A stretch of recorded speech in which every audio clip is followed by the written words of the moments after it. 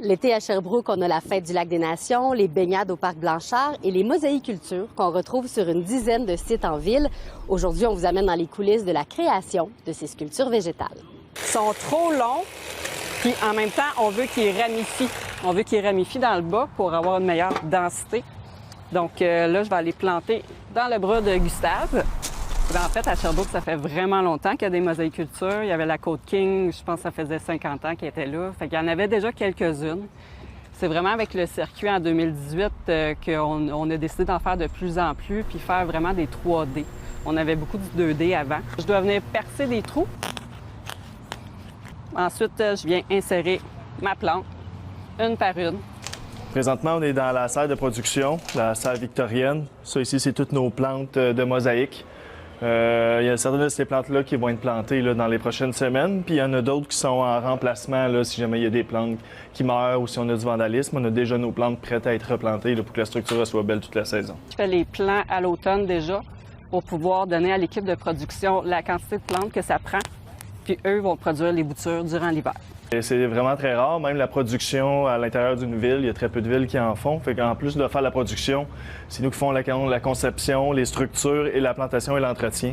C'est vraiment une expertise, là, je sais pas, c'est l'unique à la ville de Sherbrooke, là, mais elle est vraiment identifiée comme spéciale. Le nouveau concept cette année, c'est vraiment ici, vacances à la plage, parce qu'en fait, avant, c'était vraiment un fond marin.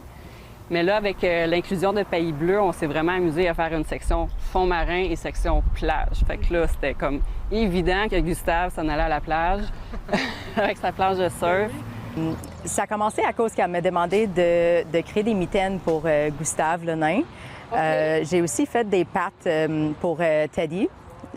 Puis c'est à cause que j'ai une formation en design de mode. Fait que là, j'utilise mes deux formations ensemble maintenant. Fait que le design de mode et l'horticulture. On veut pas reproduire des choses qui existent déjà. C'est ça le vrai défi en mosaïculture, c'est qu'on crée quelque chose qui n'existe pas. C'est très créatif. Ça change vraiment ma journée. Avant beaucoup de désherbage, au lieu là, maintenant, je plante dans des structures. C'est très beau. Il y a beaucoup de gens qui viennent nous voir aussi. Puis c'est fun, oui. Des nouvelles structures qui vont arriver dans quelques semaines, des nouveaux poissons. Donc, on a très, très hâte de les sortir. Ça va être une autre nouveauté qu'on va sortir. C'est une nouvelle structure qu'on n'a jamais fait, nous, ici à la ville de Sherbrooke. Donc, on a décidé d'innover, faire quelque chose de différent. Donc, j'ai très hâte que les citoyens voient ça, là. En tout, ce sont 22 sculptures végétales qu'on retrouve sur le territoire de Sherbrooke et elles sont toutes visibles sur la carte interactive sur le site web de la ville. À Sherbrooke, Fanny Lachance-Paquette pour Nouveau Info.